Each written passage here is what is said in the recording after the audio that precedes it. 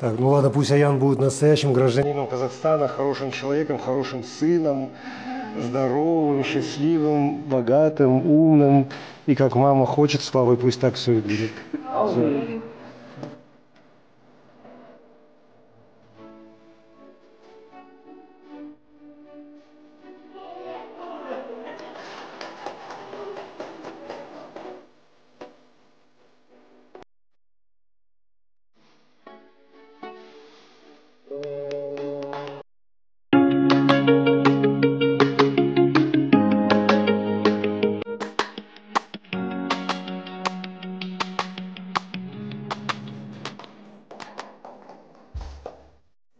Мен осы клиникаға, Ирем Қабанбай клиникасына 2022-нің январынан бастап келдім.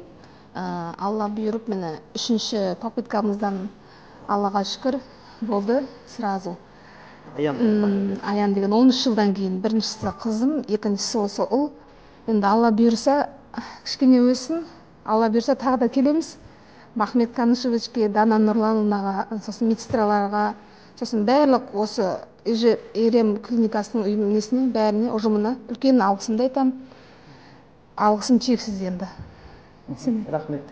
Сіздерге Алла разы болсын.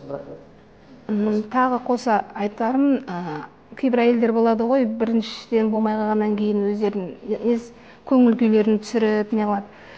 Жоқ, олай не қылмау керек. Мен Аллаға шүкір, үшіншісінен попыткадан болды менде. Мен біріншісінде де бой бермей бара бердім, өз-өзімді тастамадым. Қайта-қайта бара беріп өз-өзімді Алла бұйырса болады деп, Аллаға мыңда бір шүкір, мені біріншісінде болмады, екіншісінде болмады, сонда да бой бермей бара беріп, Аллаға шүкір, мені үшіншісінде болды. Сол үшін сіздерге айтарым, не қылмаңыздар, көңілдеріңізді төмен түсірмей, қайта не деуші еді, мотивацияны жоғары көтеріп, Аллаға шүкір, мені үшіншіден естіп болады. Аллаға мыңда бір шүкір.